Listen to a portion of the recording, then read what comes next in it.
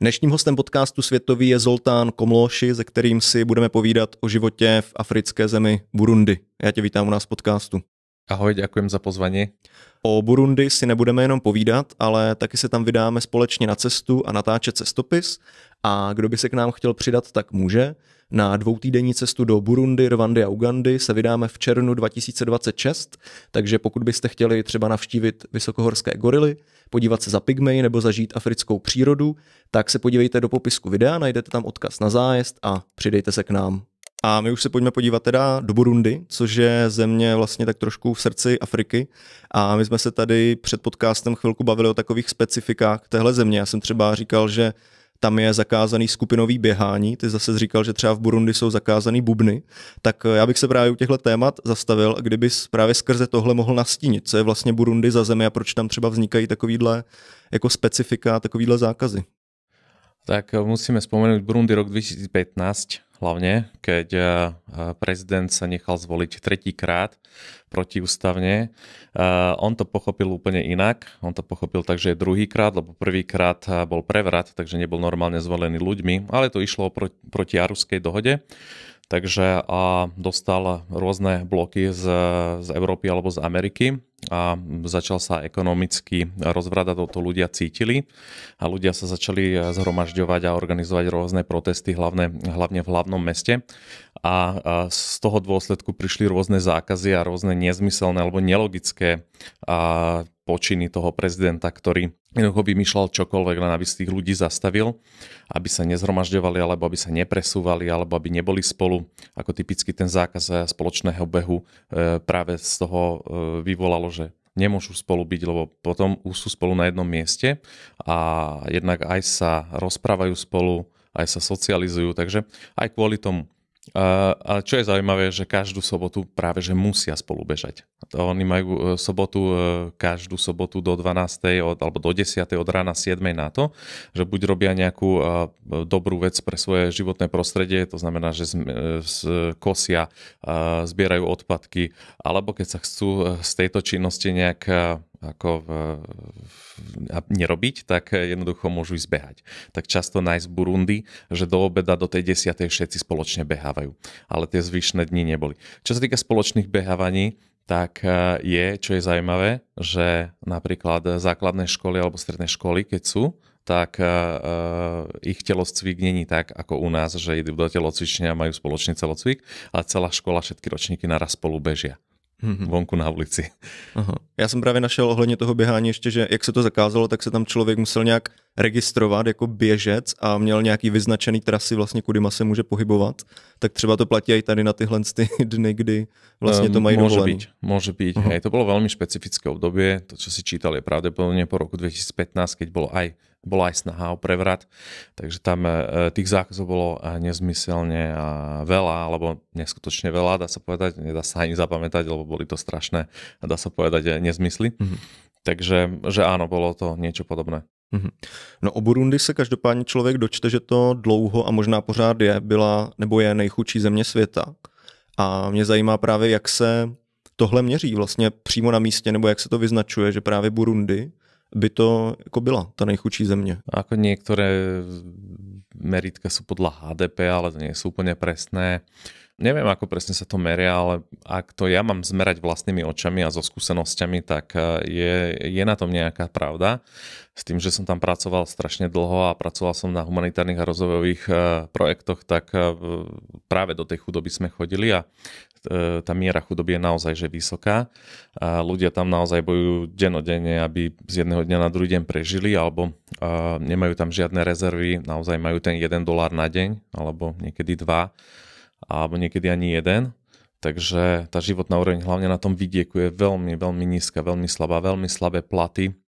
Zvyšovanie cieny takisto zasiahlo posledné roky a dlhodobá ekonomická a politická nestabilita tam spôsobuje všetky tieto parametre, keď spojíme, tak je to naozaj, že dá sa povedať, že patrí do najchudobnejších krajín sveta, 5 najchudobnejších krajín sveta. To, že či je to posledné alebo predposledné, to je na rôznu diskusiu, lebo sú aj ďalšie krajiny, ktoré sú na tom veľmi zle, ale rozhodne tie čísla, čo ukazujú, tak ukazujú správne. A dokážeš potom říct, jak vlastně taková rodina běžně v Burundi dokáže vůbec přežít právě jako s takhle nízkým platem, s takhle nízkým příjmem? No spoločne sa dá dosiahnuť strašne veľa vecí a práve v týchto krajinách chudobných, ako je Burundi, že dokážu spoločne že prežiť. Tie rodiny sú veľké, početné, to znamená, že ich tam 6-7 ľudí, 6-7 detí plus rodičia a pokiaľ sú deti malé, tak sú ešte tí rodičia dosť vitálni, takže jeden z nich pracuje. Takže z toho dokážu prežiť všetci a potom, keď tie deti vyrastú a sú väčšie, tak to prvé dieťa, keď začne nejakú prácu alebo niečo chytí, tak dokáže prežiť z toho celá rodina. Niekedy, keď sú 2-3 v rodine zárobkovo činní, tak to stačí na to, aby prežili. Oni sa vedia perfektne deliť o jedlo, perfektne sa vedia deliť o izby a o spoločné veci.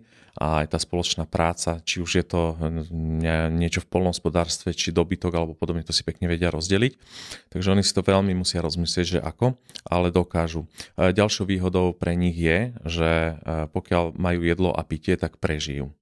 A toto miesto, ako Burundi je hornatá krajina, kde je pomerne dobrá čistá voda, z rôznych rozvojových projektov tam dali studne, to znamená, že nie je ani kontaminovaná, že ju môžu piť a nie sú z toho chorí.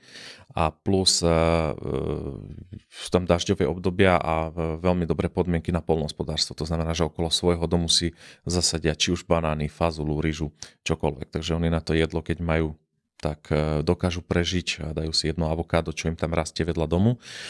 Takže toto je taký jeden kľúčik k tomu, že ako dokážu z toho mála prežiť, že majú jedlo a vodu. Mhm. Ty si každopádně, jak říkal, z Burundi strávil několik let, tak co tě tam přivedlo? Mňa tam priviedlo to, že v roku 2012 som bol v Kenii na humanitárnom a rozvojom, alebo skôr rozvojovom projekte a moja manželka je doktorka, išla tam a ja som s ňou išiel, že nejaká práca sa aj nájde aj pre mňa, tak nakoniec som skončil ako v logistike, ako koordinátor. Ale vtedy sme boli ešte študenti a potom sme sa vrátili na Slovensko a nám sa to zapáčilo ako dobrovoľníci a my sme požiadali organizáciu, cez ktorú sme tam boli, že my by sme chceli ísť dlhšie do tej Afriky, tak sme sa vrátili s tým, že pôjdeme minimálne na 4-5 rokov a potom sme sa vrátili, to prvýkrát sme boli v Kenii a druhýkrát už v Burundi a to sme sa vrátili na dlhšiu dobu, kde som v podstate začal robiť koordinátora, to znamená, že zabezpečovať všetky veci priamo v teréne a všetky ako letenky alebo víza alebo pracovné povolenia alebo financie, tie, ktorí išli zo Slovenska smerom tam, aby išli správne a kontrola všetkých tých projektov. Tie projekty boli zdravotnícke projekty alebo aj sirotinec, malnutričné projekty pre vidiek, kde boli deti v školách, aby mali jedlo a podobné. Takže zabezpečovanie tohto chodu celého som tam bol ja a moja manželka pracovala ako doktorka na jednej z tých kliník.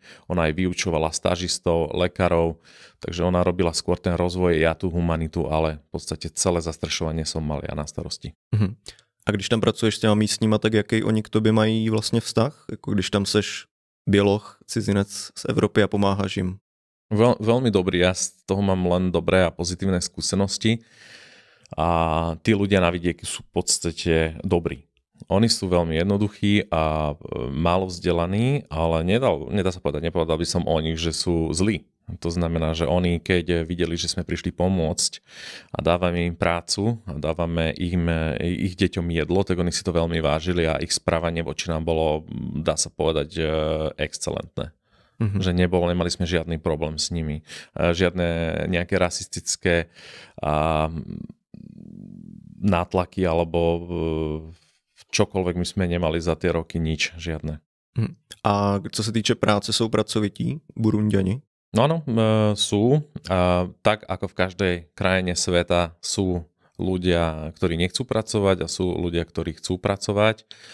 A ja konkrétne v sirotinci dodnes, ktorý máme, tak 11 rokov zamestnávame tých istých ľudí, alebo 12 už by som povedal. A absolútne nemáme s nimi žiadny problém, čokoľvek treba urobia, sú pracovití. Hej, len tým, že ich je veľa, tak niekedy sa to zdá, že nie sú, pretože tam polihujú, ležia, ale oni vlastne nemajú čo robiť. A často sa stávalo, že došli za mnou lokálni ľudia, že oni nechcú peniaze, oni chcú prácu. Takže nesúhlasím s tým, ak niekto povie, že sú to ako nejaká menšina u nás na Slovensku alebo v Čechách, ale jednoducho na území 26 000 km², keď žije 15 miliónov ľudí, to je teda polovica Slovenska, žije tam 3-krát viac ľudí, je naozaj, že menej práce, kde není žiadna infraštruktúra výrobne. Mm-hmm. Já jsem se díval, myslím včera na právě kolik lidí žije v hlavním městě, jednom ze 2 hlavních měst, Bujumbuře, a tam nežije za tolik lidí, mi přišlo z těch 15 milionů, tak mě zajímá, jestli to Burundi, vlastně když tam žiješ, jestli tam i pociťuješ nějaký přelidnění, nebo jak vlastně jsou ti lidi rozprostření v té zemi. Burundi je zaujímavé v tom, že keď pôjdeš zo severu na juh, tak málo kedy prejdeš súvislých 10 kilometrov bez toho, že nevidíš ľudí. Je zaľudnené po celej krajine. Keď boli rôzne genocidy, vojny alebo občianske vojny, tak najlepšie sa skrývalo tým ľuďom práve, že mimo hlavných miest v horách, a z toho hľadiska tá celá krajina je naozaj rozprestrená po celej krajine, takže tam aj tie ďalšie mestečka sú veľmi zaľudnené, ale vidiek stále sú všade domčeky. Už keď budeš prilietať, keď prídeš, tak budeš vidieť, že stále všade sú domčeky. Oni majú plechové strechy, takže sa odráža slnko, takže to vidíš. A všade sú ľudia, v podstate roztrúsení po celej krajine. Ľahšie sa im tam skrývalo, utekalo v tých lesoch. Mm-hmm. Já se zastavím ještě u těch hlavních měst. Vlastně Burundi má hlavní město Bujumbura, což je nějaký ekonomický hlavní město, a Gitega, což je to politický hlavní město. Tak mě zajímá, jak to vlastně, jako, co to znamená pro takovej běžný život, že tam jsou 2 hlavní města. Gitega bola kedysi dávno tiež hlavným mestom, ale teraz v roku 2016, ak sa dobre pamätám, alebo 18, neviem úplne presne, tak vyhlásil prezident, že hlavné mesto bude Gitega. Ale bolo to hlavne kvôli tomu, že tí ľudia v tom hlavnom meste boli vzdelanejší a úplne iná etnická skupina žila v tom hlavnom meste, ktorá nesúhlasila úplne s tými názormi prezidenta, alebo neboli stotožnení s tým, takže sa veľmi nie úplne ľahko sa mu pohybovalo a fungovalo v tej Bujumbure a v tej Gitege, čo je vlastne taká väčšia dedina. Nie je to úplne, že mesto. A teraz už síce vyzerá trošku viac ako mesto, ale v toho času to bolo veľmi jednoduché provinčné mestečko. Tak a to, že veľmi z Ngozi, to je severne od Gitegy, pochádzal, tak on mal tú popularitu oveľa vyššiu v tej Gitege a ľahšie sa mu tam politicky fungovalo. Takže to bol ten jediný dôvod, prečo to tam celé premiestnil vraj. Dáva to aj tú logiku, že áno, že môže byť.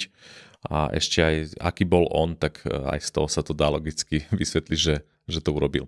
Súčasne to aj tak všetko celé prebieha v Bujumbure. To mesto je neporovnateľne iné.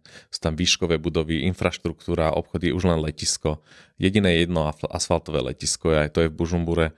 A v Gitege je jedno prašné letisko, ktoré je nefunkčné, na ktorom sa pasú kravy, takže a prechádzajú ľudia. Takže tá Gitega je naozaj že len taká formalita teraz. No ta Bujumbura mě zajímá, vlastně popisuješ i ty výškové budovy, ale zároveň Burundi, když to vezmeme jako chudá země, tak jaká je vlastně Bujumbura jako místo, jako taková burundská metropole, co tam člověk najde, jak to na tebe dýchne, ta atmosféra toho města? Ja mám Bujumburu v podstate veľmi rád, má to rôzne časti, má to chudobné časti, má to aj také, že nepovedal by som, že slamy, ale skôr také veľmi lokálne časti. Má etnicky rozdelené časti, či už Tuciovia alebo Hutuovia, že kde je ich väčší pomer. Sú tam mestské časti pre strednú vrstvu, je tam jedna lepšia nemocnica a je tam v podstate všetko a vyzerá rôzne. Niektoré a sú tam ešte bohaté časti na kopci, kde žijú bohatí obchodníci. A ako bohatí znamená ultrabohatí, to nie sú žiadni chudáci. Oni majú domy za milióny eur a aj auta za 100 000. Takže opäť to celé mesto sa rozdeľuje na viacej časti. A prečo mám rád tú Bujumburu? Pretože tá Bujumbura je v podstate malá, je síce zaľudnená, ale nie je to žiadne Nairobiskenie, alebo nie je to žiadny Dar es Salaam, alebo vôbec nie nejaký Johannesburg, alebo niečo podobné veľkosťou. A Voľne sa tam pohybuje. Aj v tých najhorších oblastiach a najhorších častiach sa dá v podstate pomerne bezpečne pohybovať, čo v tých iných častiach afrických mestách, veľkomestách sa nedá. Takže z tohto hľadiska Bujumbura je fajn.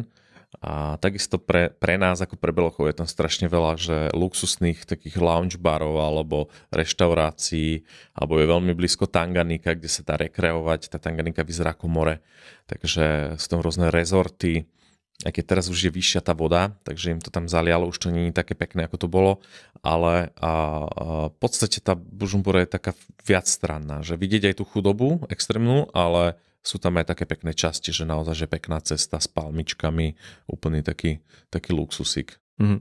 Jsme se tady v podcastu jednou bavili o Keni a právě mi to připomnělo ten popis Nairobi. To bylo, že jako na severu tam jsou ty bohatý čtvrti a potom to jde tak jako dolů, že se to tak taky rozděluje to město. Toto tiež je podobné a tu skôr na kopci sú bohatí s výhľadom na Tanganiku. Tam má aj prezident svoje sídlo a všetci tí obchodníci a zbohatlíci, ktorí si spravili biznisy v Bujumbure, tak bývajú práve na tom kopci. A aj to bezpečie je tam úplne iné a to boli miesta, kde aj počas genocídy, aj keď oni to nevolajú tu v 93. čo bola, že je to genocída, ale nejaké postavenie ľudí, ale počas nepokojov práve tieto miesta boli také miesta, že aj bieli ľudia tam dokázali prežiť to ťažké obdobie aj počas tých vojen. Mm-hmm. A jaký jsou potom třeba ceny tady v hlavním městě? Protože mluvil jsi o tom zvyšování cen, co dopadlo na ty lidi. Ceny, toto je opäť taká minca má dve strany, že pre koho? Pre nás Európanov, ktorí dojdeme s eurami alebo s dolármi, tak všetko je extrémne lacné, pretože je tam problém s menou. 1 euro je 3200 frankov a na ulici okolo 8500. A to je obrovský rozdiel, že teraz kúpim niečo v hodnote 300 000 a či je to 100 eur alebo 30, je to rozdiel. Takže pre nás, keď ideme do tých reštaurácií a prichádzame z Európy s eurami a s dolármi, tak si tam úplne v pohode kúpime steak za 5-6 eur alebo v najluxusnejšej reštaurácii. Ale keď to prehodíme na ich burundské franky a k ich mzdám a výplatám, tak je to brutálny rozdiel, tak je to strašne drahé pre nich, lebo pre ich tie platy sú strašne nízke a pre nich je to veľa, ale pre nás Európanov je to veľmi lacné.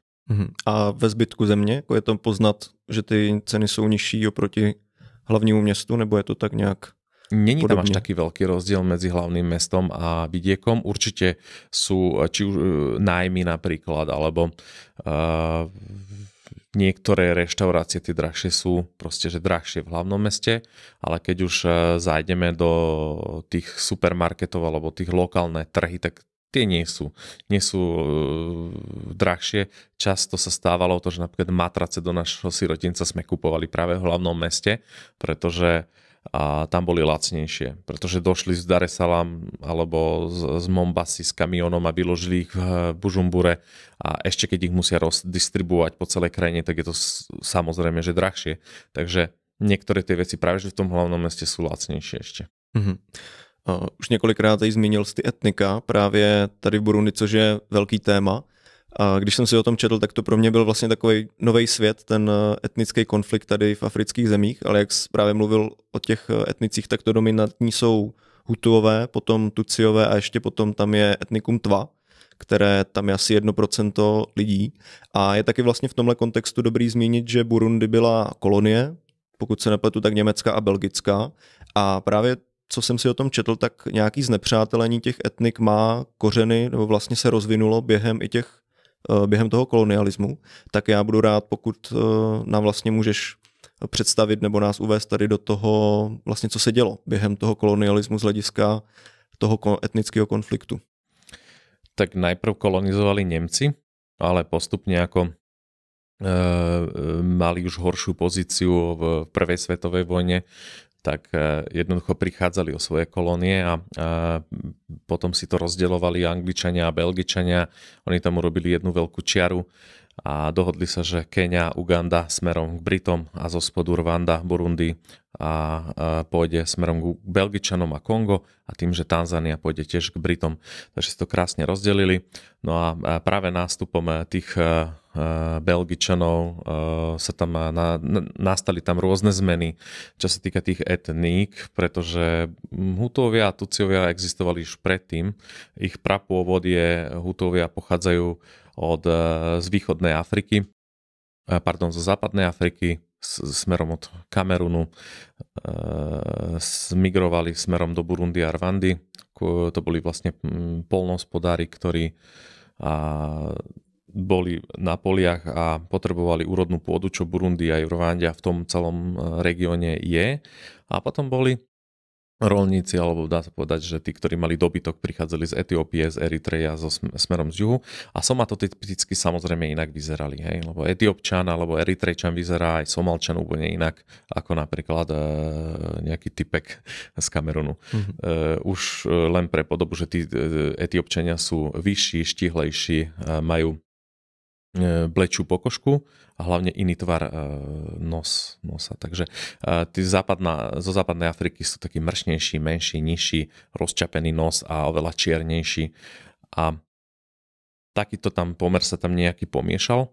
No a tí Belgičania práve prišli a urobili veľké rozdelenie, že zobrali pravítko a začali merať, že kde ku komu kto patria, tam vlastne ich rozdelili a tam vzniklo etnikum. Predtým to bolo tak, že podobne ako v Indii nejaké kasty, že keď mal niekto 10 kráv a menej, tak bol Hutu a keď mal niekto 10 kráv a viac, tak bol Tutsi.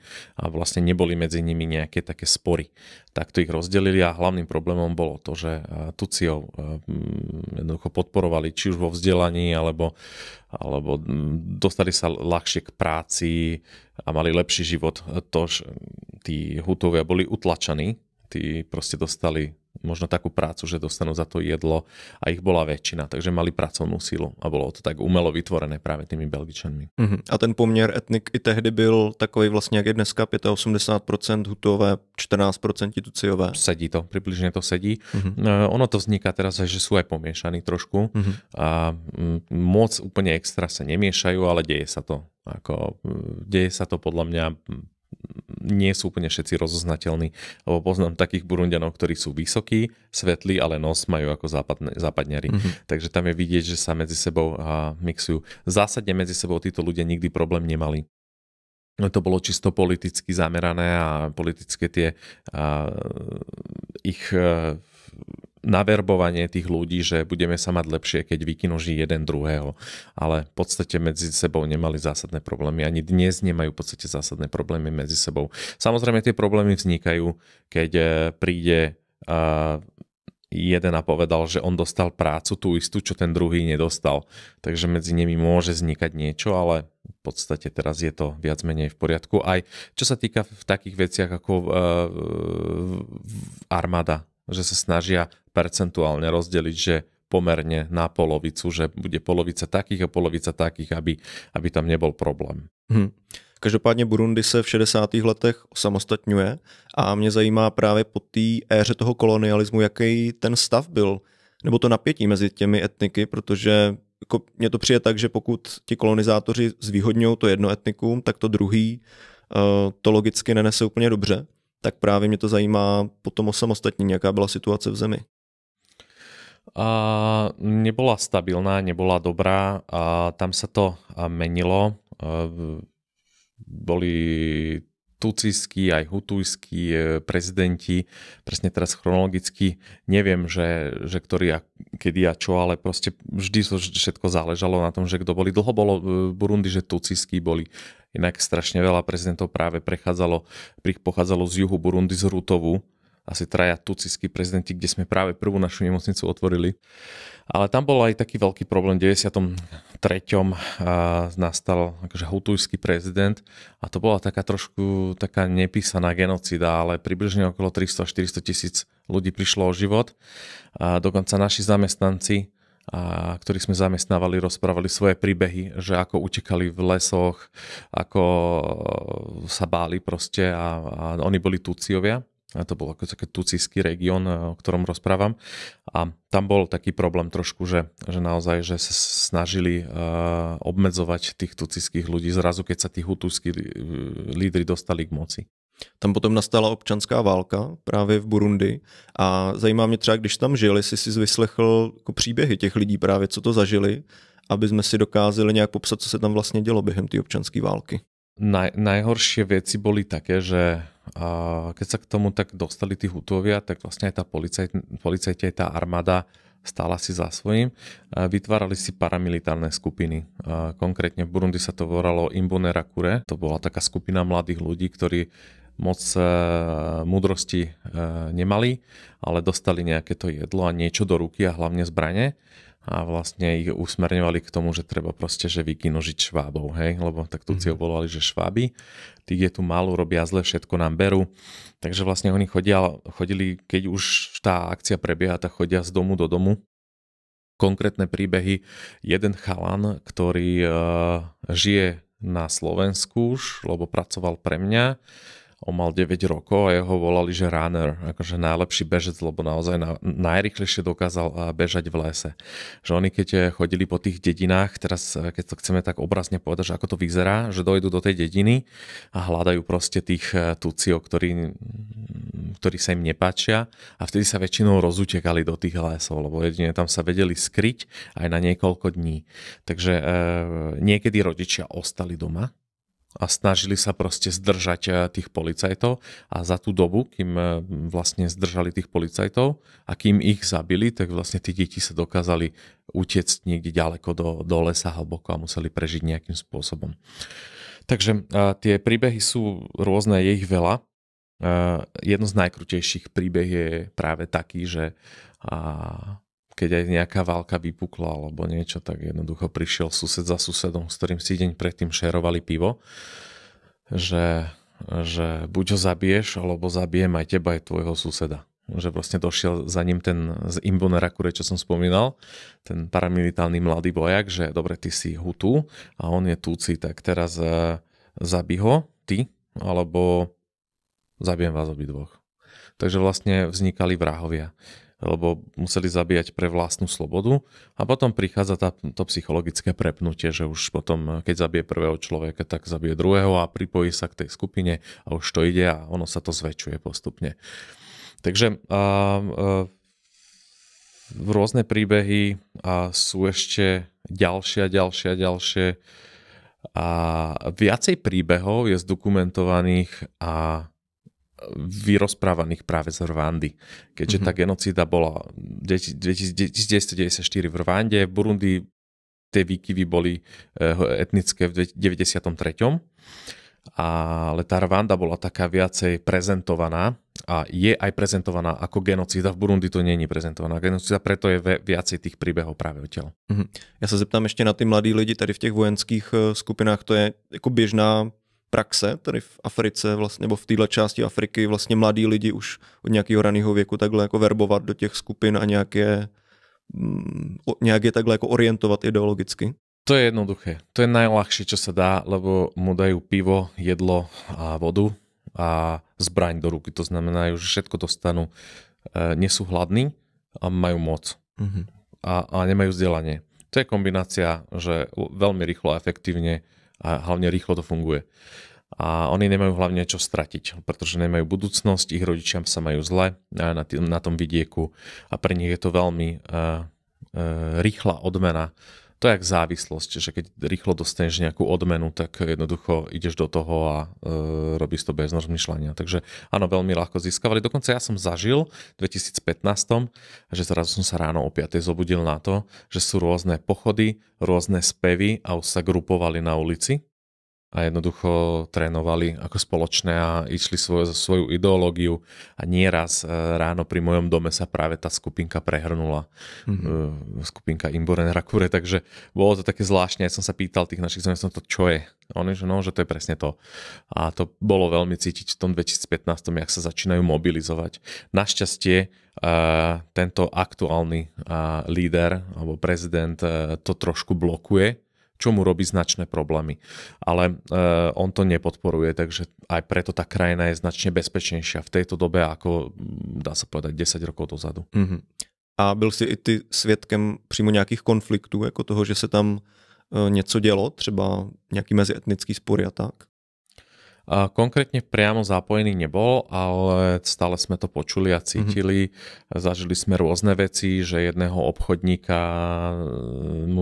obchodníkovi do obchodí ho hodili granát a ten granát bol domácky vyrobený, plný klincami a podobnými vecami, tak do celého tela sa mu to postupne zapichlo a jeho doniesli do nemocnice a kam ho doniesli ku nám. No a my sme tie klince z neho vyťahovali, ošetrovali, proste on bol úplne od bolesti znehybnený a naozaj, že vysokú mieru infekcie mal, potreboval naozaj liečbu a jednoducho došli policajti, ktorí stáli za dverami a čakali, kým ho doošetrujeme, alebo že sa ho chcú zobrať. A my sme asi vedeli, že čo je jeho osud, snažili sme sa proste to čo najďalej naťahovať, ale potom sme už mali aj my taký blok, že už nemôžeme. Že takéto nepriame vstupy sme mali, že videli sme, že ako to prebieha, alebo že mali sme nejakého zraneného a potrebovali sme ho dať na krv. Lebo my sme nemali transfúziu krvi, tak sme potrebovali presunúť do inej nemocnice 15 km vzdialenej a už my sme ho nemohli zobrať s našou sanitkou, ale povedali, že oni ho zoberú. Takže pravdepodobne vieme, aký mal osud. Tým, že bol zranený, tak keď ho spacifikujú ešte v tom štádiu, tak je to, dá sa povedať, že sa dá zakryť. A nedaleko od nášho sirotinca ešte boli rôzne masové hroby, čo našli. My sme ich nevideli, iba sme o nich počuli, že aj v novinách lokálnych, že tam našli. Takže rôzne takéto veci, ale inak moc sme nevideli. Ale stále sme o tom počuli, ako o tom medzi sebou ľudia rozprávajú a naši zamestnanci o tom rozprávajú, takže taký nepriamy kontakt s tým sme mali. Čo je veľmi zaujímavé, že to ide absolútne mimo Belochov, keď sme tam boli, že nás sa to vôbec netýkalo, ani nás neriešili. A ja som v podstate počas tej občianskej vojny úplne pohyboval som sa po celej krajine sám v aute. Takže vôbec sa ma to netýkalo. Boli častejšie kontroly, povedal som, že sme tu ako humanitárni a rozvojoví pracovníci a že proste robíme tu dlho a nechali nás prechádzať alebo nejaký ten úplatok občas. Takže v podstate oni to mali medzi sebou. Ještě mě zajímá vlastně tady jako odkaz té občanské války dneska, jestli se o tom nějak mluví, nebo to je jako nějak společensky tabu, tohle, co se dělo tehdy? V Burundi to nie je tabu a takto priamo medzi sebou nehovoria, ale v krčme, keď si pripijú určite.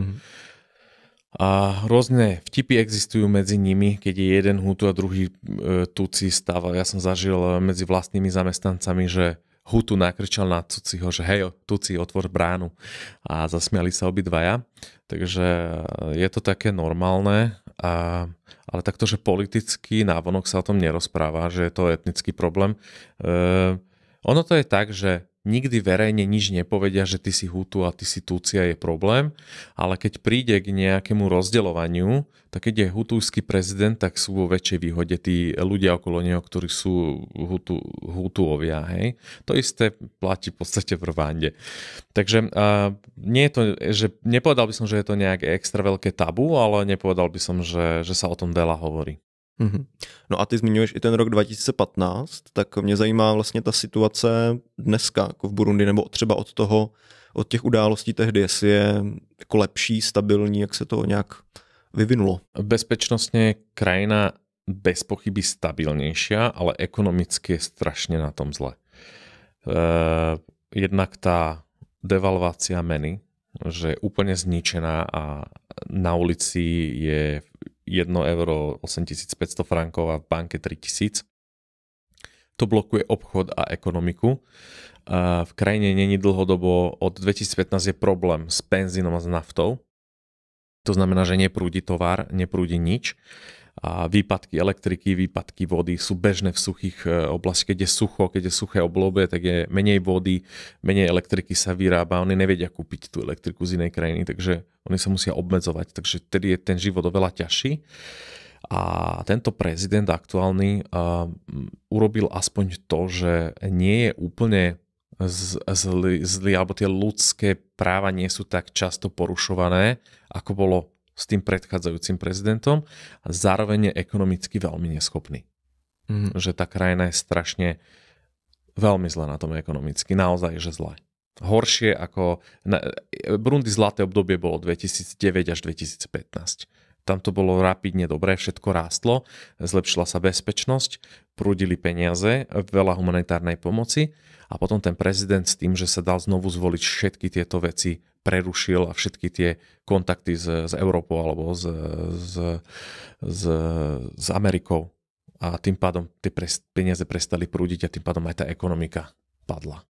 A co byl teda jeho plán vlastně, když tohle všechno zařízne a co se bude dít dál? Opäť by som sa vrátil k tomu jeho nelogickému, že on chcel byť kráľom. A to bolo také strašne bizarné a srandovné, ale proste nevieme, aký bol jeho plánom. Jeho plánom bolo to držať. A jednoducho obchodoval s Číňanmi, dobré vzťahy s Rusmi, a to znamená, že mal muníciu, vybudoval nejaké cesty alebo mal nejaké zákazky a on mal z toho peniaze. Alebo okolití jeho tí ľudia, veľmi vysoká korupcia. To znamená, že jeho cieľom bolo, že štát ako tak funguje, my máme veľa peňazí, máme moc a je nám fajn a chudobní nás nezaujímajú. Takže toto sa jediné udialo a aj sa to deje. Mě u těch etnik ještě zajímá věc, která souvisí i s burundskou vlajkou, která má v sobě 3 tečky, což si myslím, že je symbol právě těch etnik, toho, že by tam měli nějak spolu žít, ale zajímá mě to z pohledu toho státu, jestli tam existuje jako nějaká společná identita národní, jestli vůbec se o tom hledá jako v afrických zemích mluvit, který spíš jako fungují na tom etnickém rozdělení, tak zajímá mě to právě na příkladu Burundi. Áno, spoločná identita existuje, Burundenia sú Burundenia. Tie etniky momentálne nie sú nikde zapísané, nie sú vôbec písané, že teraz si taký a taký. Pred genocídami alebo v tom období, keď boli problémy, tak to bolo písané v tých dokladoch, bolo písané v tých občianskych preukazoch, že Tutsi, Hutu alebo Tva. A momentálne to nie je. Momentálne je jedno, je to Burundian. Takže nie, ale každý vie, kto je, alebo z čoho pochádza, alebo odkiaľ pochádza.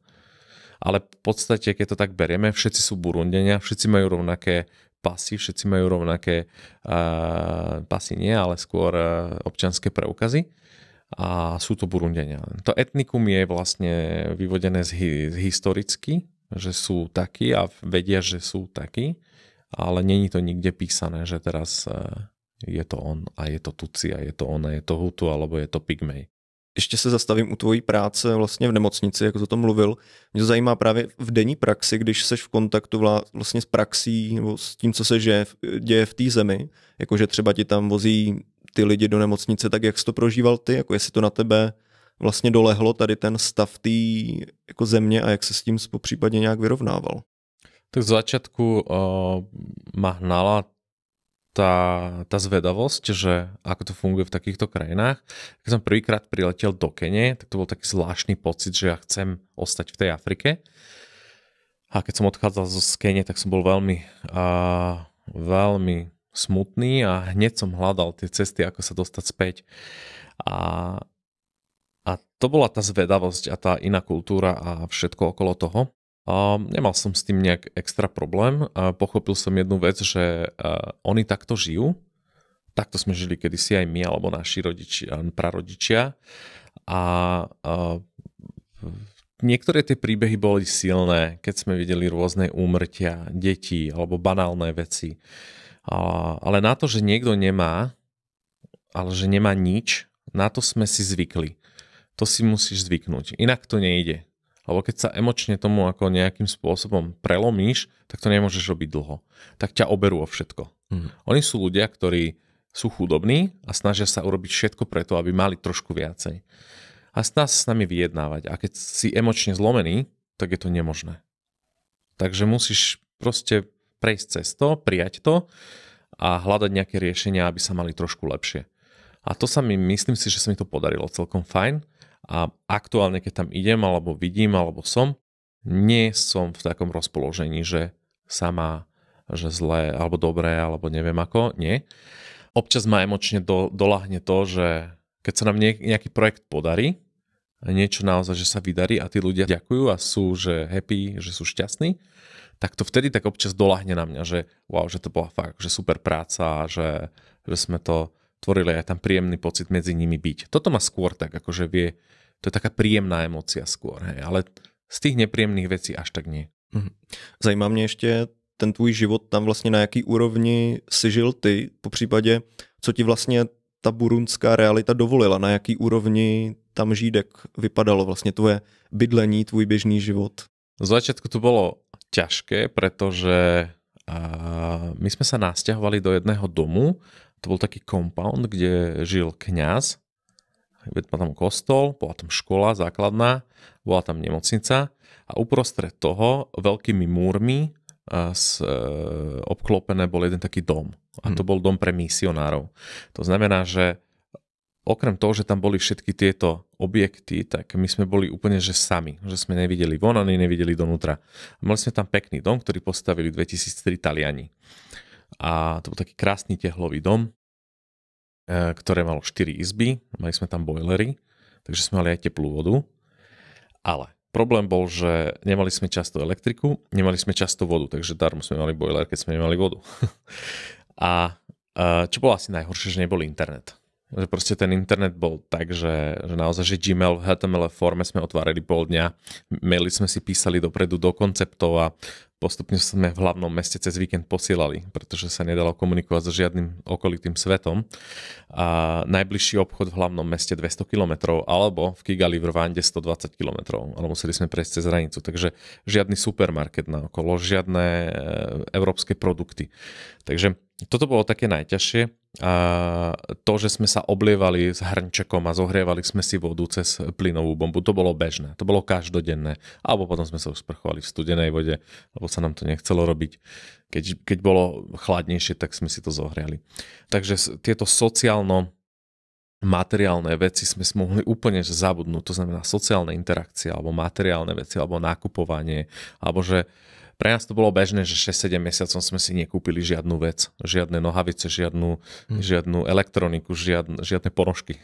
Takže v podstate sme boli radi, ak sme si kúpili nejakú čokoládu, hej, keď sme našli nejaký obchod v hlavnom meste. Takže toto odlúčenie od toho bolo jedno z najťažších vecí, zároveň pre mňa v mojom živote asi najlepších, pretože ma to naučilo ísť do extrémnych podmienok, že nemám problém teraz ísť na 6 dní, že nemám telefón, alebo že nemám toto, alebo nemám toto, že ma to naozaj že tak ucelilo k tomu, že veď aj toto raz skončí a príde, keď budem mať tieto veci. Takže všetko je aj preto, ale zároveň by som povedal, že prešiel som 7 rokov takto, čistých 7 rokov a plus ďalšie 3 som chodil striedavo, ale už by som natrvalo nechcel bývať. Už bolo toho dosť, akože naozaj, že veľa. A u těch projektů, vlastně, o kterých mluvil ta nemocnice, nebo tak tam je cílem vlastně to vybudovat a potom to předat místním, jako aby oni to dokázali provozovat sami? To je ten najlepší scenár, nevždy sa to podarí. A v zdravotníckých zariadeniach bol scenár taký, že my pošleme zo Slovenska, aj z Česka sme posielali lekárov, ktorí prídu a učia ten lokálny stav na lepšie veci, na lepšiu liečbu. Je to také kontraproduktívne trošku, by som sa priznal k tomu, že napríklad dávkovanie alebo používanie rôznych antibiotík z našej strany boli super efektívne, že sme vedeli oveľa lepšie ako tí lokálni. Tí lokálni došli odtiaľ s chrípkou a šláhli antibiotika, čo vytvára rezistenciu a to nie je dobré pre nikoho, ani pre nás, ani pre nich. Takže vlastne v niektorých veciach my sme boli naozaj že vyspelejší, lebo to vzdelanie sme tí naši lekári dostali oveľa lepšie, vyššie a efektívnejšie. Ale v niektorých praktických veciach naši lekári zo Slovenska, Česka nemali na nich absolútne. Tam zdravotné sestry, nie lekári, zdravotné sestry vedeli rodiť. Tie vedeli robiť praktické veci, alebo šiť, alebo naozaj, že liečiť tie tropické veci, alebo úrazy. Veľmi rýchlo vedeli a veľmi dobre, dá sa povedať, že sme na nich nemali v niektorých veciach. Že sme boli šikovní, lebo ich to naučil život. My sme tam mali jedného zubára, ktorý trhal zadné 8, 7 bez anestézy. Bol extrémne šikovný. Hej, ale my sme ho naučili, ako dávať anestézu už napríklad, hej, aby to bolo menej utrpenia pre toho človeka. Ale paradoxne sme sa stretli s takými prípadmi, že ten pacient nechcel tú anestézu, lebo to stálo euro 50. Takže potom prišla tá naša pomoc, že sme zaplatili tých euro 50, aby mali anestézu, hej. Aby nemali nejaký šok z toho a neumreli na to, lebo aj to sa stávalo. Takže oni prakticky mali veľmi šikovných ľudí, ale teoreticky a tá nová medicína, alebo ako by to mali robiť, nevedeli. Takže našou úlohou skôr bolo to, aby sme ich trošku usmernili správnym smerom. Moja manželka veľmi, veľmi veľa tlačila im do hlavy a učila ich, že proste ako sa majú používať lieky, ako sa majú dávkovať lieky, ako sa majú používať antibiotika, kedy sa nemajú používať antibiotika. A to nás zároveň ale aj blokovalo, lebo nemali sme tam možnosti na testy, nemali sme prístroje, nemali sme dlhokrvný obraz, hej, takže nevedeli. Veľmi intuitívne sa tam liečilo. Bola to dobrá show. A takový nějaký nemoci, se kterýma přichází lidi, tak co jsou tady takový běžný? 70-80% ochorení bola malária. My sme boli vo veľmi endemickej oblasti malárie, takže najviac pacientov sme mali s maláriou, tuberkulóza, meningitidy a rôzne ďalšie ochorenia. Veľmi často boli chrípky alebo prechladnutia, keďže tie noci sú chladné, 15-16 stupňov býva v noci a oni v tých hlinených domčekoch mali strašne nízku teplotu a nemali prikrývky, to znamená, že oni prechladli veľmi rýchlo a tí ľudia nevedeli, či majú chrípku, či majú maláriu, lebo tie symptómy sú veľmi podobné. Alebo keď kašľali, tak často mali, že kašľali ďalej, takže mali tuberkulózu. Ďalšie rôzne infekčné, tie tropické ochorenia tam boli. Také drobné, že chirurgické a rôzne poranenia, či už z mačety, alebo uštipnutie nejakým nejedovatým hádom. To byly také bežné veci. Ale hlavne tá malária. A podíval ses někdy i vlastně jako do běžného burundského zdravotnictví, když jsme u toho tématu, jak tohle funguje, po případě nefunguje? Tam sme boli non-stop v tých zariadeniach a tým, že my sme prišli do nejakého zariadenia, ktoré bolo burundské, tak my sme vlastne vošli do nej donútra a my sme sa snažili vylepšiť v nich. Ale chodili sme aj po okolitých, chodili sme aj po najmenších, oni majú rozdelené tie zdravotné strediska, majú že health center, že to je taký, alebo health point, že to je taký prvé, kde urobia testy na maláriu, alebo dajú nejaké základné lieky ako Ibalgin a Paralen a odídu preč. Potom je health centrum, kde môžu byť hospitalizované na 3 dní. A keď už majú závažnejšie choroby, musia ísť do nemocnice.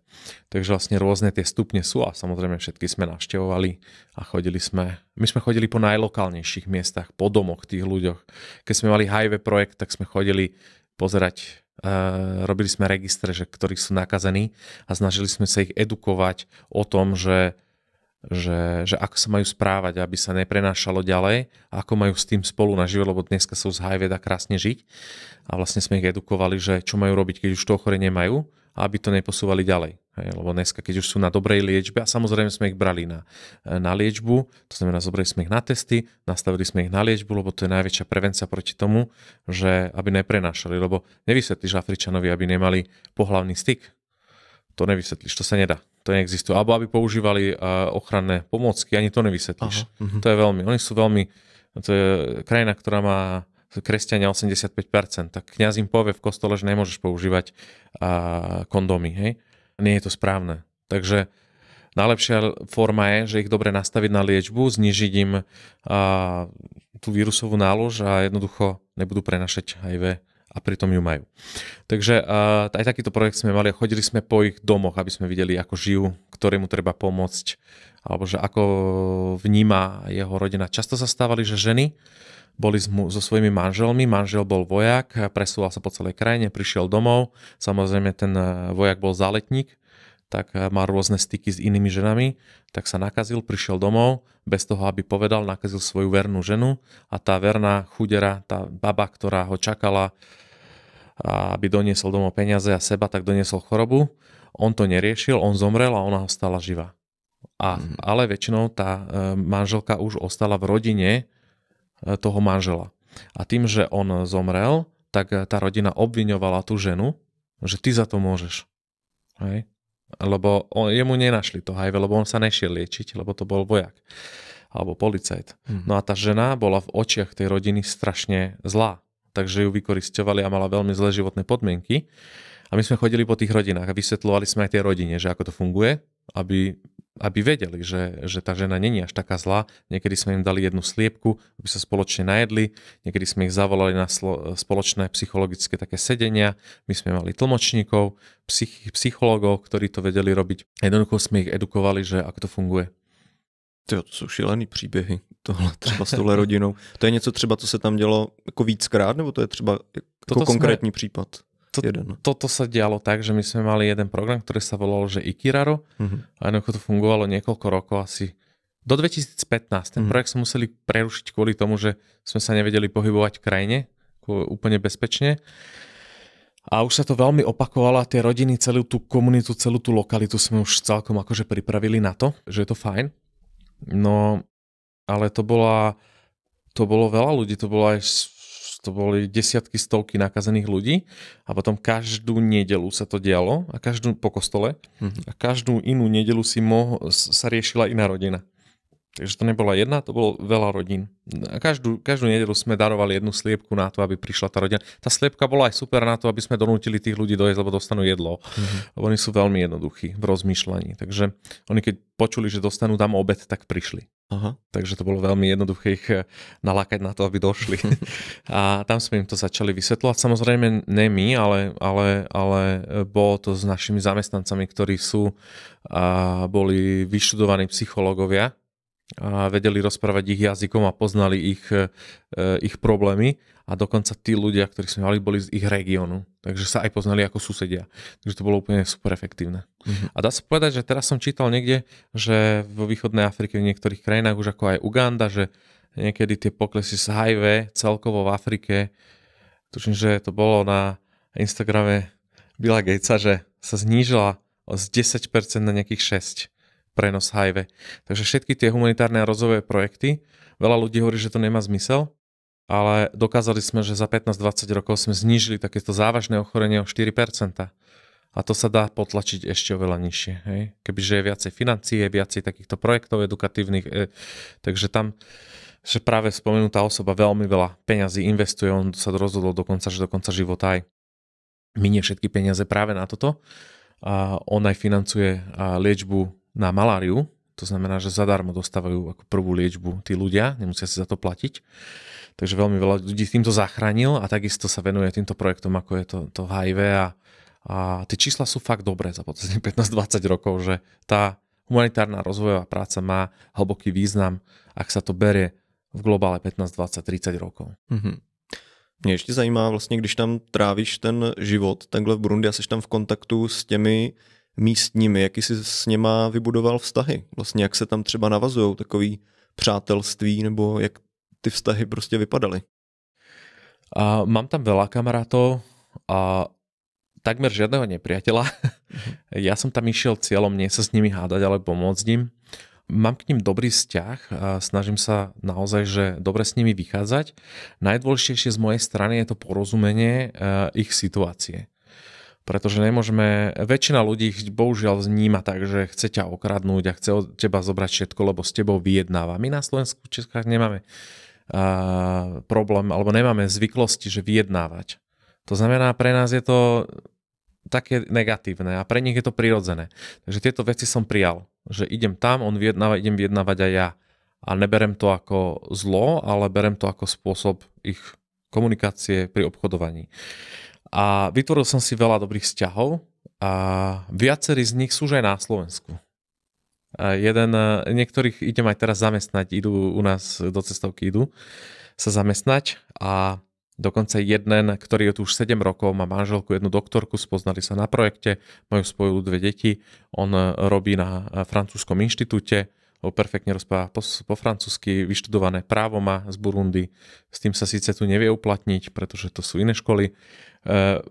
Čestne pracuje, odvádza dane a robí súkromné hodiny francúzštiny. A teraz ho ideme ku nám zamestnať a teraz ho tlačím k tomu, že slovenský hovoriaci Burundian by mohol teoreticky v budúcnosti sprevádzať Burundi, lebo to môže byť najefektívnejšie.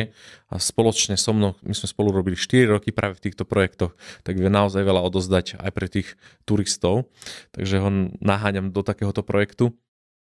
A takisto jeho sestra je na Slovensku, ktorá dostala zo slovenskej ambasády z Nairobi, dostala štipendium, možnosť študovať na Slovensku.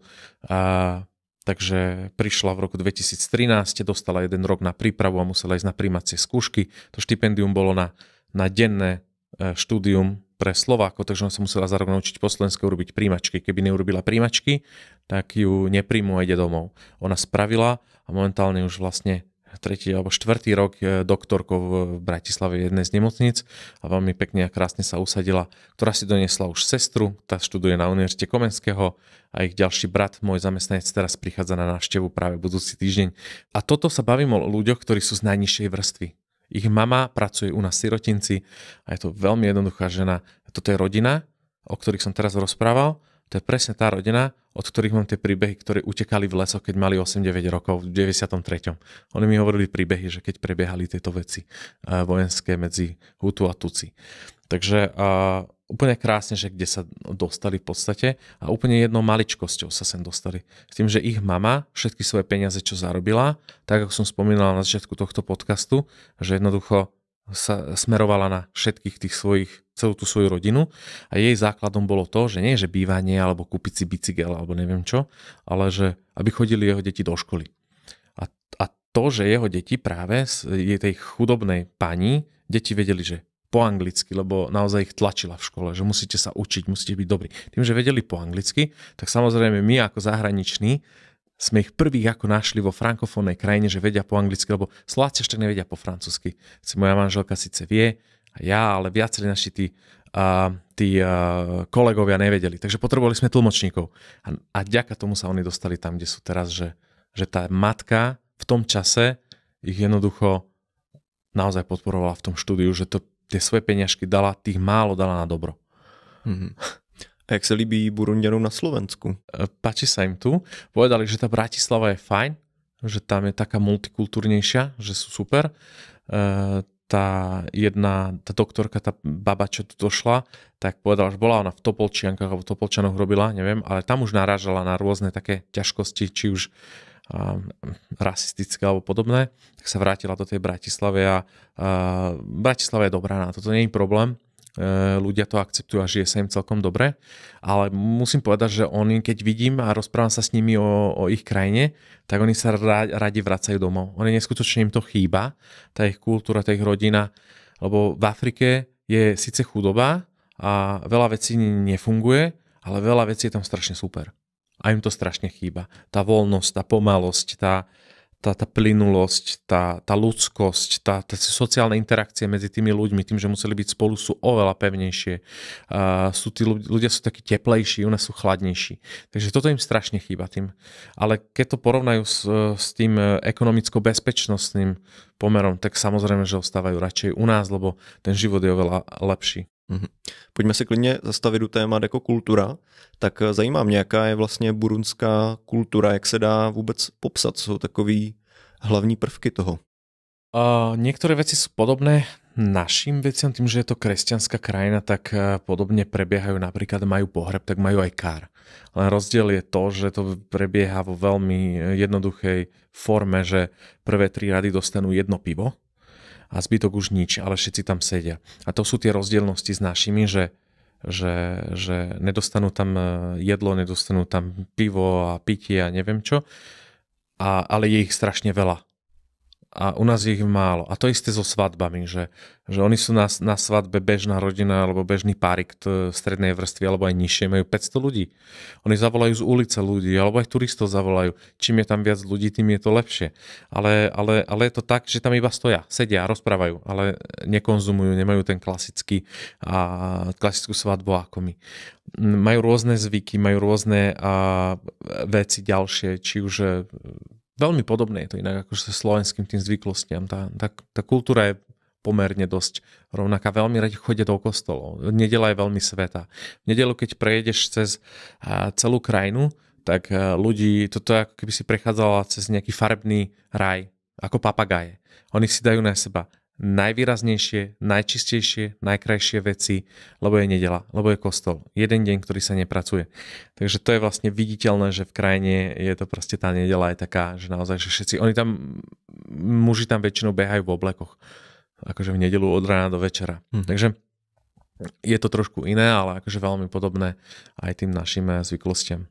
A z hlediska těch etnik, jako jsou tam nějaký specifika, třeba pokud se nepletu, tak v Burundi žijou taky pygmejové, tak mě zajímají nějaký takovýhle jako specifika z hlediska těch etnik, co tam je taková běžná věc. Práve, že nemajú. Práve, že nemajú žiadne rozdielnosti, Tutsi, Hutu vôbec. Tvá trošku, áno, cítiť, že majú iné veci, inak žijú, pretože žijú veľmi jednoducho a žijú trošku oddelene a sú marginalizovaní. To znamená, že vnímajú ich tí ďalší ľudia tak, že sú špinaví, že sú nečistí, že nemajú veci, nemajú poriadne bývanie. Vnímajú ich úplne inak. Niečo podobné ako u nás, že na tú marginalizovanú spoločnosť dívame trošku inak, teda aspoň niektorí, nie všetci. Ale medzi nimi tie rozdielnosti nie sú kultúrne, že napríklad Tutsi nerobí iné zvyky ako Hutu. Ještě když vlastně mluvíš o těch lidech, tak mluvíš o tom jednoduchém životě, že pro ně jsou důležité věci, jako že třeba dostanou jídlo a tak dál, ale zajímají mě nějaký životní hodnoty, jestli dokážeš popsat vlastně, na čem stojí ta tamnější společnost, co pro ně je takový důležitý, zásadní. Mluvili jsme třeba o té rodině, tak si říkám, jestli tohle. Deti sú pre nich veľmi dôležité. My sme raz sa pýtali a snažili sa získať od ľudí informácie, prečo máte toľko detí. A viacerí mi povedali toho času, že to je jediná vec, ktorú nemusím kúpiť a mám ju a vlastním ju.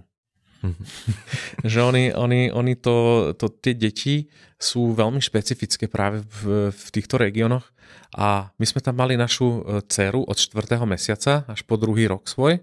My sme tam žili s dcerou a my sme sa najprv tak trošku obávali, že ako to bude a tak, ale nakoniec sme zistili, že a to bolo v podstate ešte vo veľmi ťažkom období 2016 a 2017, keď bolo také akože prechodné obdobie medzi občianskou vojnou a podobné.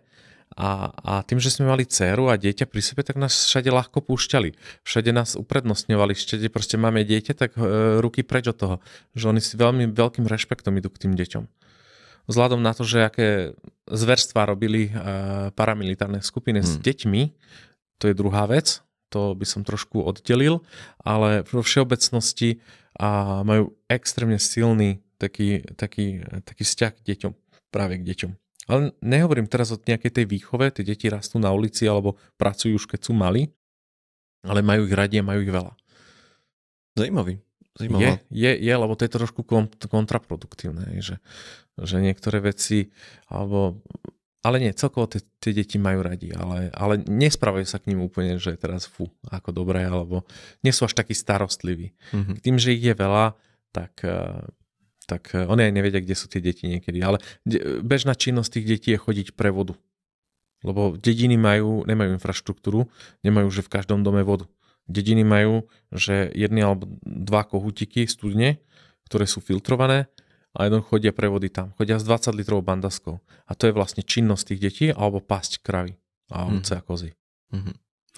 Vrátím se ještě k té kultuře zpátky a k té nepochybně taky v každé zemi patří nějaká gastronomie místní. O jídle se tady bavíme a zajímá mě, co tam tak běžně si dáš v Burundi. Keď som v hlavnom meste, tak si dáme aj európske jedlá alebo hocičo, ale určite by som neodporúčal nejaké cestoviny talianské, aj keď je tam jedna talianská reštika, ale poďme k tej kultúre, poďme k tej ozajstnej strave tých ľudí. A väčšina z nich si dáva fazulu a rýžu. To je taký základ, hrášok, potom v tých vyšších polohách im rastú aj akože zelenina, je to klasická, že či je to uhorka, alebo cibula, alebo paradajky, alebo tekvica, všetko im tam krásne rastie. A to je taká základná strava, čo oni majú, že fazula a rýža. To keď majú, tak sú spokojní. Potom je tam už pre tie bohatšie rodiny, je to krava alebo kura, a menej bohatšie rodiny je tam koza alebo ovca. Ovca je tak akože naozaj. Ale napríklad majú aj králiky. Takže, a pri jazere Tanganika tak samozrejme ryby.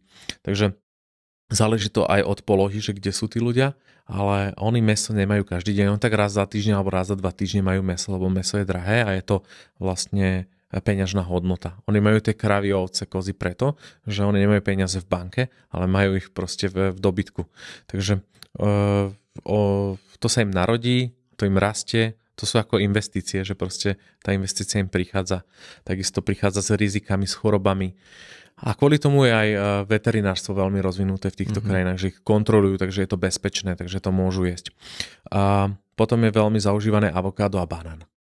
To je sveté jedlo. To všade rastie, to je Banana Republic, alebo avokádo, alebo banán naozaj, že niekedy si to dajú aj spolu.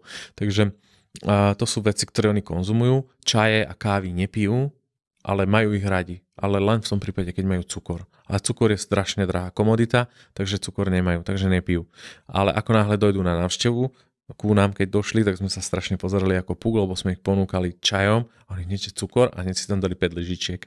Takže oni vlastne veľmi, lebo vedia, že z toho je energia a proste, že je to pre nich sladkosť a je to super. Takže také rozdielnosti, ale v podstate všetky tieto potraviny sa tam dajú získať. V hlavnom meste sa dajú získať aj európske potraviny, hlavne z Francúzska, z Belgicka, ale sú extrémne drahé a tie potraviny sú hlavne pre tých lokálnych expatov, zahraničných ľudí alebo biznismenov, ktorí sú tam. A potom sú tam výrobky z Ázie. To znamená všelijaké arabské výrobky z Indie, či už nejaké špagety alebo cestoviny, alebo veľmi zaužívaná je paradajková omačka. Že je to základ každého jedla. Paradajková, taký paradajkový pretlak, cibula, palmový olej, oni si tam sami vyrábajú, takže lacný produkt a do toho, keď dajú kura, tak to je už naozaj, že jedlo hodné na svadbu. Já jsem si právě říkal, že se tady pobavíme o kávové kultuře, protože káva z Burundi a z Rwandy, to tady v Evropě, to je prostě ta výběrovka, ze který jsou ty jako dobrý kávy, ale překvapuje mě teda, že v Burundi ji nepiju, byť jako nebo si myslím, jsem aj četl, že na tom stojí jako ta ekonomika na těch kávových plantážích, že se to tam pěstuje. Pestuje sa to, ale nepije. A Burundi konkrétne veľmi regulované toto. Nemôže obchodník, teda ja by som nemohol dojsť teraz do Burundi, ísť na farbu, pozbierať kávu, dať do mechov a zobrať si, vydistribuovať na Slovensko. Nemohol by som to urobiť, je to zakázané.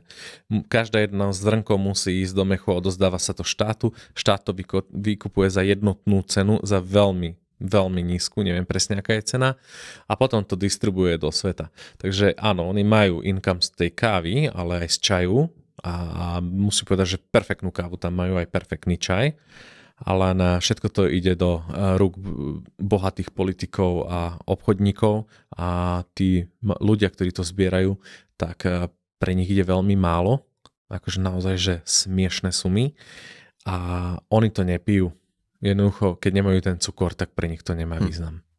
A ještě když mluvil o tom banánu, tak taky jsem se dočetl, že banánový pivo je hit v Burundi, tak se chci zeptat právě, jestli jako na místě opravdu jako je to taková hitovka a po případě jak chutná. Musím sa priznať, že v živote som to neskúsil. Neskúsil som banánové pivo, sorgon som skúsil, raz ma reholné sestry v nemocnice prinútili zo slamky piť. Mám aj fotodokumentáciu, takže áno, skúšal som, to je pivo zo sorgomu, to je niečo ako pšenica alebo niečo také pšeničné.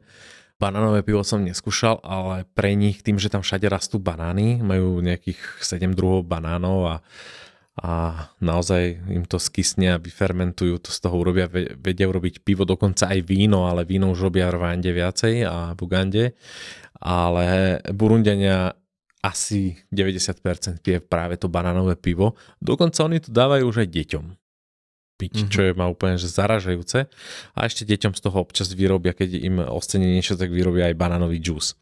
A tu máme ďalšiu príhodu, že raz došla rodina 6-členná do nemocnice, akútna hospitalizácia, 5 zomreli a 1 nie a zistili sme, že ten džús nepil. Takže boli aj takéto veľmi smutné prípady, ale áno, banánové pivo Burundi, to je number one, to je číslo 1. To naozaj, že to fičí. A to mě právě překvapuje, že ses mu dokázal vyhnout za ty roky života, že ses k němu nedostal. Ja vôbec nepijem. To je prvá vec, jasne, že ja vôbec nekonzumujem alkohol, ale tak samozrejme predtým som si dal nejaké pivo. V Burundi to bolo také, že moc alkoholu nebolo, iba to banánové pivo a mali tam ešte, že Amstel alebo Primus, síce sú to dovezené piva značky zo zahraničia, ale vyrábajú ich tam. Ale v podstate nikdy som na to nemal vôbec chuť, ono to vonia alebo vyzerá ako mušt, keď sa robí víno. A pre mňa je to strašne nechutné a víno som v živote nejak nemal rád a mal som z toho ešte aj pálenie záhy, takže ja som to nejak vôbec ani nechcel skúšať, ale skúšali to ľudia okolo, ktorí boli a všetci sa tvárili veľmi tak čudne. No pojďme se zastavit každopádně i u cestování do Burundi, kam vlastně pořádáš i zájezdy, tak mě zajímá vlastně, když jsme o Burundi teďka mluvili, tak jak je vlastně tahle země uspůsobená turismu? Nijak. Toto je na tom najzaujímavejšie a úplný paradox je to, že keď robíme túto trojkombináciu Burundi, Rwanda, Uganda a po zájazde, keď sa spýtam ľudí, že čo sa vám najviac páčilo, všetci povedia, že Burundi. Ale to je tak strašne autentické, to je tak strašne neturistické. Žiadny turista, nestretnem sa absolútne so žiadnym turistom, nič nie je rozvinuté. Je tam jedna zoologická záhrada, ale tá je tak bizarná, že len kvôli tej bizarnosti tam chodíme.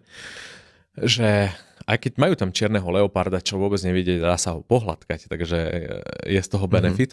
A áno, turizmus je na úplne, že 0 bodov, nič nie je prispôsobené absolútne k turizmu a to robí tú krásu tej cesty. Väčšina cestoviek chodí do Burundi k Tanganike a odchádza preč, pretože nepoznajú zvyšok krajiny alebo nemajú tam čo robiť. Ale my teda máme celkom bohatý program smerom až na juh, tým, že zapojíme rôzne kultúrne veci alebo práve zapájame týchto ľudí, o ktorých sa tu bavíme.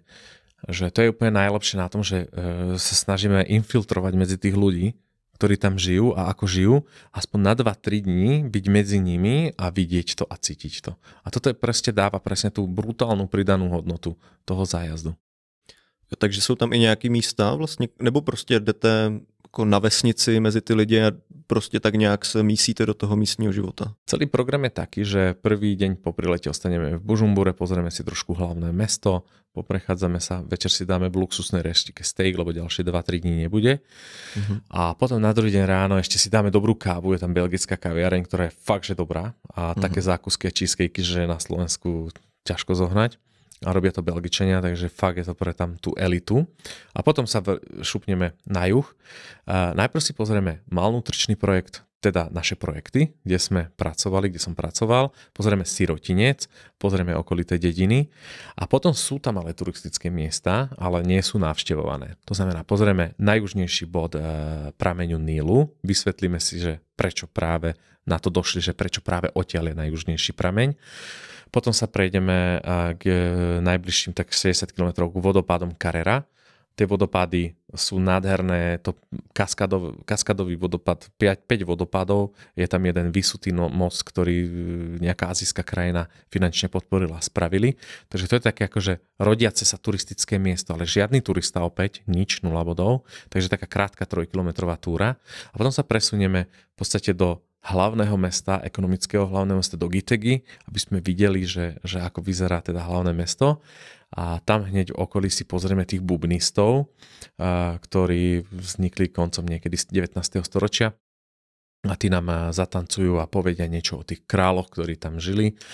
Oni tiež to není úplne turistické, veľmi málo turistov ich navštevuje a s tým, že chodia s prezidentom po celom svete, tak naozaj sú dobrí, sú namakaní a sú tam zachovalé 2 bubny od toho kráľa, ktorá tá história pochádza, takže si môžeme tie bubny pozrieť. Je to veľmi jednoduché, veľmi, ale o to je to zaujímavejšie. Pozrieme tie klasické chatrče, v ktorých žili králi burundskí toho času a potom nakoniec nám urobia brutálnu show, z ktorého majú asi všetci zimomriavky, keď tam berieme, lebo to je niečo neskutočné. To je fakt sila a po 3-4 akciách som zistil, že mi začal ukazovať ten hlavný ich náčelník, že on bol v Dubaji aj v Katari, keď vystúpili z lietadla na letisku, robili show s prezidentom. To som sa pozrel, že wow, že naozaj, že chalani bez zubov si pocestovali po celom svete a extrémne sú milí, extrémne sú super. Takže toto vlastne taký okruh okolo celého toho Burundi. Potom sa postupne presúvame hore severne do Rwandy. Ale musíme ísť aktuálne cez Tanzániu, pretože medzi Burundi a Rwandou sú hranice zavreté od v podstate 6. januára 2024. Hej. Takže otevření je v nedohlednu, nebo jak to vypadá? Každý mesiac mi povedia, že už, ale s eskaláciou vojny v Kongu, tým, že v Kongu Demokratická republika Kongo versus M23, to je rebelská skupina. Tým, že rebelská skupina je podporovaná Rwandou a tým, že Demokratická republika Kongo je podporovaná Burundi, tak sú nepriatelia a sú proti sebe. To znamená, že vnútri v Kongu jednu skupinu podporuje Rwanda a tú protiskupinu podporuje Burundi a tým pádom medzi sebou sa nezhodnú a zavreli si hranice. A dlhodobý etnický problém, nepísaný etnický problém. Rwandský prezident je Tutsi a burundský prezident je Hutu. Samozrejme majú iné názory, iný smer, inak vyzerajú obidve krajiny, ktorá bola kedysi ako Československo, že jedna krajina. Takže úplne iné rozdiely, iné smery a zavretá hranica. Tým pádom prechádzame cez Tanzániu do tej Rwandy. Jasně.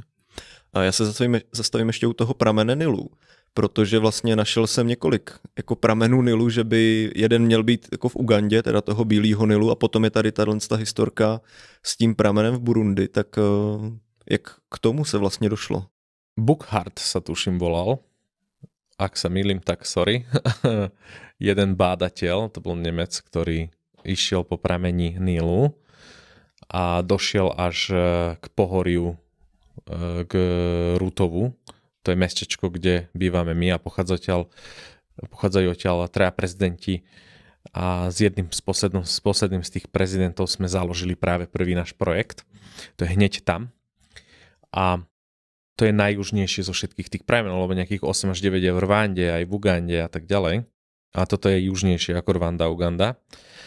A on išiel až od Nílu niekoľko rokov dole a sa dostal v podstate do Lake Victoria v Ugande a krásne pokračoval cez Ruwabu, cez Rwandu, až došiel do Burundi a toto pohorie ho zastavilo.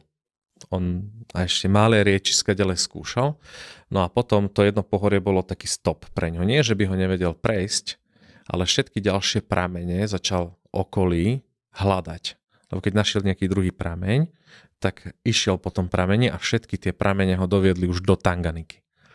A vlastne z tej Tanganiky to tečie smerom do Atlantického oceána cez Congo River, cez Kisangani a tak ďalej smerom do Atlantiku, ale jednoducho niekoľko, 5 alebo 6 rokov hľadal a bádal okolité všetky tie riečiská pramene, všetky tiekli smerom do tej Tanganiky a nevedel nájsť pokračovanie v podstate tohto prameňa a preto je to zatiaľ nájdený ako najjužnejší bod pramene Nílu. Teda. Zatiaľ. Ale nikto to nehľadá ďalej. Teda nerozhodol som sa ešte. Ale asi ani nepôjdem. Ale veľmi objektívne sú tie veci, čo sa tam udialo a veľmi bol šikovný ten človek a pravdepodobne to má svoje opodstatnenie, že prečo niekto nehľadá ďalej. A ja si osobne myslím, že naozaj, že to môže byť jeden z najjužnejších tých prameňov Nílu. Akurát je to obrovská škoda, že to není trošku turisticky viacej podchytené a nie je to viacej vysvetlené. A tieto všetky tie informácie mám od lokálneho gajda, od jedného pána, ktorý tam chodí už o palicu a ten istý príbeh rozpráva už 40 rokov alebo 50. A on je strašne šťastný, keď ma uvidí, lebo proste dojde turista raz za 2-3 mesiace a samozrejme rozpráva to aj tým lokálnym, lebo v rámci Burundi z Bujumburi chodia občas dole sa pozrieť na tieto veci v rámci toho, že sa nudia. Ale takto, že zahraničných turistov tam vediem v podstate iba ja. Takže samozrejme verím tomu, že z iných krajín sú aj iní. Lebo určite sa nájde aj z Nemecka, aj hlavne z Francúzska ľudia, alebo z Belgicka, ktorí tam prídu raz za čas. Takže nie sme jediní, ale povedať zo Slovenska, z Česka, že sme jedna z mála ľudí, že tam prídeme. Tak to je jedno takový místo turistický. A další věc, když jsem si četl o Burundi, tak několikrát na mě vyskočil krokodýl Gustave, lidožravý krokodýl a ten musí mít už snad skoro 100 let, ten krokodýl, podle toho, co jsem se díval a říkám si, co to vlastně jako je za historku, jestli ten krokodýl je opravdu tak veľký, jestli je reálnej, tak nebezpečný, co to vlastně obnáší ten krokodýl. Vraj tieto mýty sú pravdy, čo hovorili ľudia.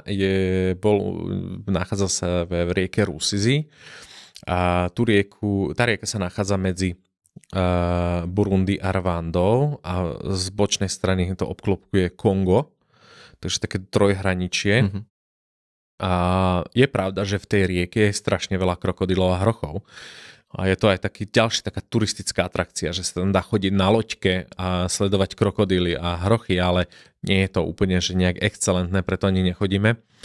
Ale o Gustavovi sa hovorilo veľa, a však to bolo aj sfilmované. A nevedia, či sa žije, ale ja som počul, že už dávno nie. Ale nevieme, že či áno, ale už nemiznú ľudia, takže aj kvôli tomu sa hovorí, že Gustav už není, že ho niekto zabil. Ale už nemiznú ľudia, už ich nie, ale vraj ich naozaj veľa zjedol. A že bol naozaj šikovný a naozaj bol prefíkaný. A verím tomu, že takto v afrických krajinách sa hovorí, že hroch je zviera, ktoré zabilo najviac ľudí na svete. A to je z jediného dôvodu, že hroch je v tých riekach aj s tými krokodílmi. A kde chodili ľudia, kde mali rieku, odkiaľ mali vodu a mohli brať vodu na úrodu, takže vlastne všetky tie africké kmene a ľudia sa usídlovali pri riekach, samozrejme pri vodách, kde boli tieto zvieratá, takže aj preto hroch zabil najviac. Takže vôbec nepochybujem o tom, že mohol si nájsť svoje jedlo práve že ľudí chytal, rybárov alebo deti alebo čokoľvek, ktorí sa tam kúpali.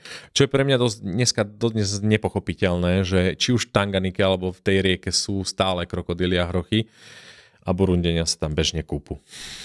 Aj deti. No, myslím, že to nějakých jako 300 lidí měl sníst ten krokodýl jako jeden, což... Ano, je to dost možné. Podle mě je to možné. Celá výkon. Nej. A ještě u toho cestování po Burundi mě zajímá i nějaký standard z hlediska ubytování, co tam čeká turisty. Prvý deň my sa ubytujeme v hlavnom meste Bujumbure, tam je jeden môj kamarát, ktorý má obrovský trojposchodový dom v luxusnej časti alebo luxusnej štvrti Bujumbury na kopci. A je to bezpečné, je to pekné, čisté, teplá voda, úplne v pohode, aj so sieťkami na komáre. A samozrejme niektoré prvky tam vidieť, že sú to Burundenia, hej, že prvé, čo keď dojdu ľudia, nemáme toaleťak, tak samozrejme treba doniesť toaleťak, lebo oni sú takí, jednoducho nie sú zvyknutí na turistov, lebo Afričania sú takí, keď nemajú toaleťak, tak sa usmejú a idú si vypýtať. Ale Európan taký není, akože tu není uterak. Takže, ale v podstate to ubytovanie je pekné, čisté a veľmi dobré. A potom ideme na juh. Tam už prichádzame trošku do takého challengeu, že bývame v jednom hoteli a motel alebo hotel, alebo ani jedno by som povedal. Kedysi to bola budova alebo hotel bývalého prezidentu Buyoya, sa volal, to bol jeden z prezident, ktorý býval práve v okolí Rutovu. A on si dal postaviť proste jeden hotel toho času, keď bol prezidentom, zrejme mal financie a tak ďalej. A ten hotel bol nové, že kachličky, postele, všetko, sprcha, bojlery boli, televízor tam bol a všetky tieto veci, reštaurácia, samozrejme nie je nejaká vysoká úroveň, ale pekné to bolo. No a potom rok 2015, tým, že končila zlatá éra v Burundi, tak prestali chodiť ľudia, tam chodili sa ubytovať ľudia z ambasády, z belgickej, z francúzskej, chodili tam Belgičania robiť paragliding, takže to fungovalo. A ako náhle prestali chodiť, tak to začalo chátrať. A teraz je to také schátraná budova, hotel, ktorá je funkčná, lokálni sa tam ubytujú, ale napríklad nejde splachovať záchod, nie je tam miska na záchode a takéto veci. Na to sa treba pripraviť, tam je iba jedna noc, ale je tam posteľ, paplón, perina, dá sa prespať. Pripravujeme ľudí na to, že to není úplne, že to, čo že sme zvyknutí a keď odchádzame odtiaľ, hovoria všetci, že wow, jak bolo super. To je úplne, že v takej dedinke nasadenej a často odíde večer elektrika, voda není, že proste ľudia si tak naozaj, že precítia tú krajinu brutálne. Aj tie okolité podnety, tie miesta, ktoré navštevujeme práve tam, tak to do toho tak zapadá. Takže myslím si, že to ubytovanie nikomu nevadí vôbec. A treba to fakt prežiť. No a potom ďalší deň už ideme smerom na sever, potom sme v Gitege a tam máme dobré ubytovanie. Opäť pekné, čisté, normálne, není to žiadny luxus, ale je to najlepší hotel v meste. Postavili to kňazi z vyzberaných peniažkov a z pomoci. Väčšinou reholi alebo kňazi robia také veci, že vyzbierajú veľa peňazí, keď majú veľa peňazí alebo získajú nejaké peniaze, financie zo zahraničia, tak nie, že to rozdajú ľuďom, ale postavia napríklad hotel a zamestnajú ľudí v tom hoteli a zarobia nejaké ďalšie peniaze. Z tých ďalších peňazí minule urobili, že vyrábali rakvy. alebo otvoria krajčírstvo a zamestnajú ženy a ďalších ľudí a ďalších, že to používajú tie peniaze na rôzne projekty a bývame práve u nich. Tam je akurát taký problém, že manželia môžu spať v jednej izbe, ale napríklad dvaja chalani alebo dve ženy už nemôžu zdieľať jednu izbu, takže každý musíme kúpiť samostatnú izbu. Aha. A to je nějaký kulturní důvod nebo nějaký zvyklost? Kresťanský, katolický zvyk, že by nemali dva chlapí ležať v jednej posteli alebo v jednej izbe dokonca a sú veľmi striktní na to. Takže to tam musíme akurát dodržať. Ale je to v pohode, tá izba je taká malička, takže je to OK. No. To mě překvapilo právě ta jedna místnost, jako jedna postel, to bych ještě tak nějak pochopil. Áno, že v jednej izbe nie, že každý minul som bral, mali sme 12 ľudí, jeden párik a som musel brať 10 izieb, hej, že nedovolili ani dve sestry. Ale tie dve sestry boli také ukecané, sa naozaj, že vyhádali, že už ju chceli spolu, lebo proste je to moja sestra a že halo. A tak nakoniec nejak akože dovolili. Takže to bylo OK. Ještě jedna věc, kterou mám tady spojenou s tím cestováním, taková ožehavá věc, a to je korupce. V Burundi několikrát jsem na to narazil vlastně, že se tam s ní můžeš setkat, tak mě to zajímá i z hlediska cestování po zemi, jestli si to tam nějak děje, jestli tě třeba policajti zastavujou, musíš je uplácet, nebo jestli se s tím turista setká. Áno, korupcia je na veľmi vysokej úrovni, podplácanie policajtov je bežné, ale Burundi je veľmi mieromilovná krajina, by som povedal, že keď poviem, že nedám, tak on, že dobre, OK. Alebo príde za mnou, že on nechce nič, iba pivo. A on vie, že mu dám vlastne 20 centov a nech si kúpi pivo alebo malinovku. Že každý si vypýta, každý tú korupciu chce, korupcia je na brutálne vysokej úrovni, ale není to tak, že by som ten checkpoint neprešiel bez toho. Keď som naozaj stojím si za svojím, že nedám, tak ma nechajú. Že není to také hrozné, že sú takí milší. Ako v Sudáne by to neprešlo v Južnom. Tam nebola otázka, že či dáme alebo nie, ale že koľko. Tak tu v Burundi to tak nefunguje v podstate. No tak dobře, tak zní to jako autentický zážitek, každopádně cestovat po Burundi, tak ti moc děkuju za rozhovor. Ja ďakujem za pozvanie, rád som porozprával o Burundi. A díky i divákům a posluchačům. Nezapomeňte, že se k nám můžete přidat na zájezd do Afriky, odkaz najdete v popisku videa a uvidíme se buď v Africe, nebo zase příště.